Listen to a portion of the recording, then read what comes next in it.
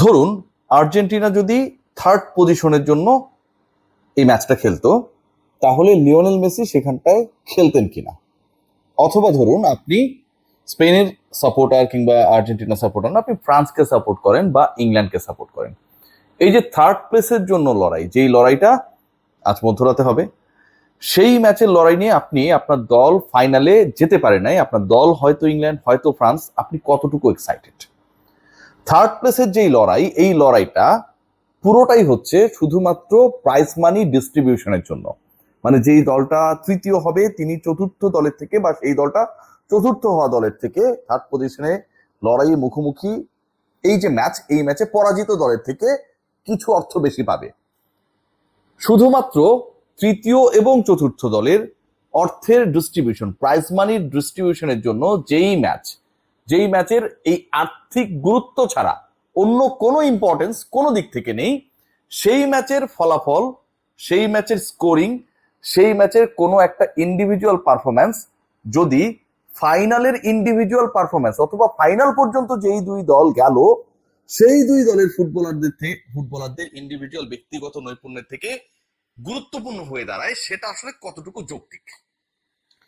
Argentina যদি তৃতীয় স্থান নির্ধারণী ম্যাচে, যেহেতু ফিফার স্ট্রাকচারটাই টুর্নামেন্টের এমন, খেলতো, সেই ম্যাচে লিওনেল মেসি খেলতেন, আপনি বিশ্বাস করেন? আমি মনে করি, আমি বিশ্বাস করি, আমি গাটস ফিলিং থেকে বলতে পারি লিওনেল মেসি সেই ম্যাচে খেলতেন না। তার যদি গোল্ডেন বুট পাবার বিশাল অপরচুনিটি থাকতো, যে সেখানটায় দুর্বল দল প্রতিপক্ষ তিনি দুটা তিনটা গোল দিয়ে দিলেই কিলিয়ান এমবাপ্পে ফাইনালে চলে গিয়েছে, কথার কথা তিনি প্রথমবারের মতো গোল্ডেন বুট পাবেন, হাইয়েস্ট স্কোরারের যেই পদকটা সেটা পাবেন, লিওনেল মেসি তারপরও খেলতেন না।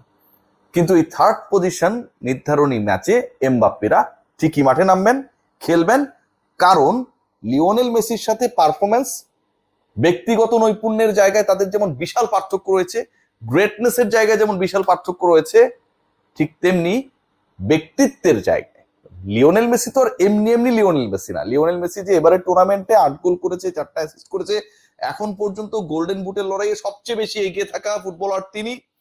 ব্যক্তিত্বের জায়গায় লিওনেল মেসি তারপরেও তৃতীয় স্থান নির্ধারণী ম্যাচে আমি বলি, বিশ্বাস করি, আমার গাট ফিলিং বলে খেলতেন না।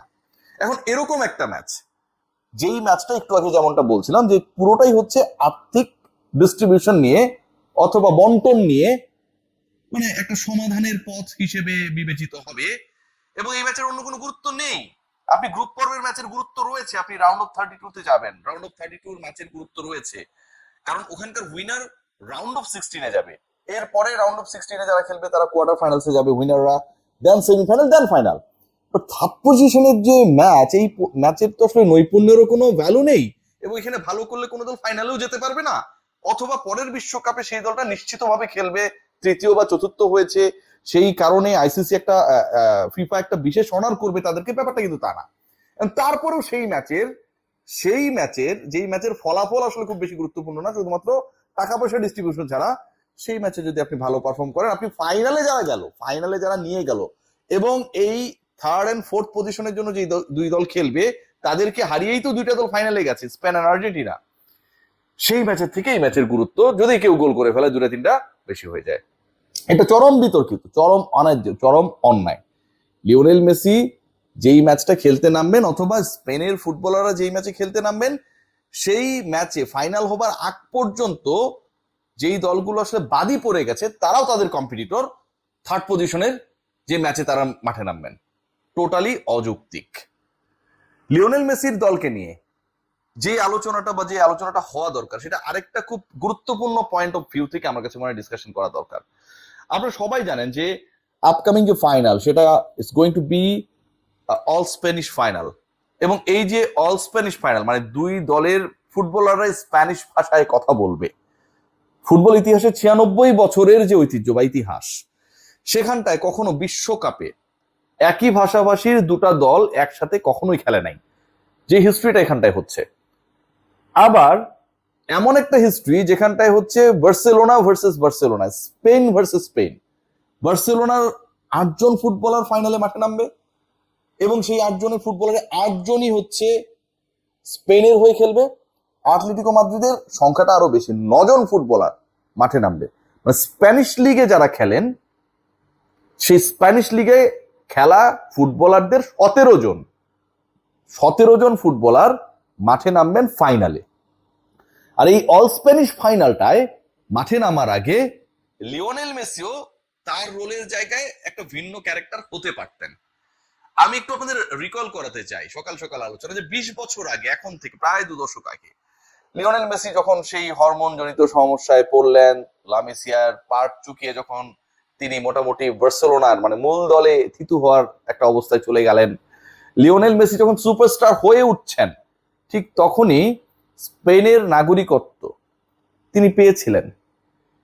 এবং সেই দ্বৈত নাগরিকত্ব পাবার পরেও লিওনেল মেসি ডিসাইড করলেন, মানে স্পেন তো তখন হচ্ছে অন্য টাইপের একটা দল। 2006 সালে, মানে এখন থেকে 20 বছর আগে, স্পেন বা স্প্যানিশ লিগ, মানে এখনো ওটা গুরুত্ব কোনো অংশে কমে নাই, কিন্তু সেই সময়টায় 2010-এর বিশ্বকাপে স্পেন যে চরম ফেভারিট, তারাই বিশ্বকাপ জিতবে, এই ব্যাপারগুলো নিয়ে আসলে একটা নো ডাউট সিচুয়েশন ছিল। এবারে যেমন আপনি ডাউটফুল যে আর্জেন্টিনা নাকি স্পেন জিতবে, তার আগ পর্যন্ত মনে হচ্ছিল ফ্রান্স জিতে যাবে, অনেক ডাউটস কাজ করছিল না? বাট ওই সময়টা আসলে এরকম কোনো ডাউট ছিল না যে 2010-এর শিরোপাটা স্পেনই জিতবে। সো ওই মোমেন্টামে লিওনেল মেসি যখন সুযোগ পেলেন যে তিনি স্পেন জাতীয় দলের হয়ে খেলতে পারেন, এরকম একটা প্রস্তাব তাকে দেওয়া হলো, সেই লিওনেল মেসি সেটাকে সরিয়ে ফেললেন, সেই অফারটা তিনি একসেপ্ট করলেন না।